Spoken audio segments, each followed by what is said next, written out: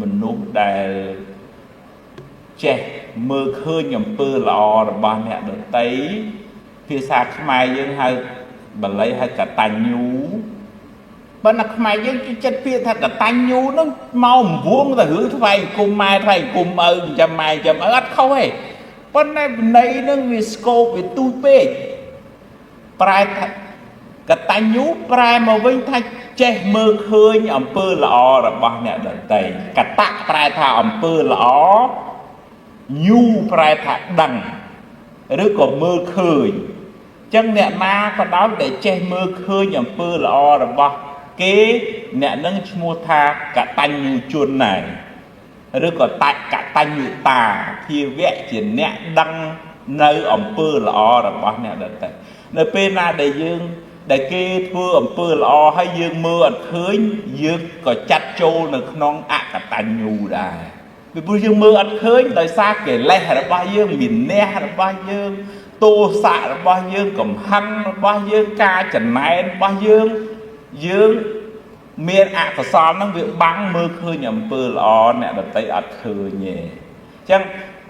បើអ្នកណាចេះមានកតញ្ញូចេះមើលឃើញចេះឲ្យតម្លៃចេះតបស្នងចំពោះអំពើល្អរបស់គេហ្នឹងអត្តទឹកចិត្តល្អហ្នឹងវាស្រូបយកសារធាតុល្អចូលមកក្នុងជីវិតហើយតើកាលណាយើងមានមួម៉ៅសៅមងច្រើនបាបហ្នឹងក៏វាស្គាល់គ្នាវាមានប្រេកង់ដូចគ្នាអាមួម៉ៅសែតអីចឹងបាបចាស់មកហ្មងវាស្រូបមកហ្មងអាហ្នឹងបោះវាដូចគ្នាចឹងអាត្មាជូនពរមិនមានអីទេគ្រាន់តែថាឲ្យបងប្អូនទាំងអស់ប្រឹងយើងធ្វើបុណ្យតិចប៉ុន្តែធ្វើបុណ្យញឹកធ្វើបុណ្យរឿយធ្វើបុណ្យជាប្រចាំធ្វើបុណ្យនៅផ្ទះមានព្រះថ្វាយគុំព្រះដូចជាផ្កាដាក់បាតចាំម៉ែចាំឪ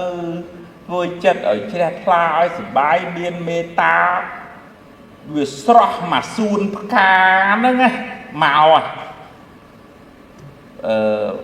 ស្អីខ្លះមកមើលសួនផ្កាមានមេអំបៅមានឃ្មុំមានមនុស្សទេសចរមែនទេទាំងអស់គ្នាណាប៉ុន្តែសំខាន់យើងសិនអានឹងអាចាំពាក្យលោកគ្រូធំនៅវត្តលោកជាចាក់សិក្ខាថាបើយើងជីកស្រះឲ្យធំ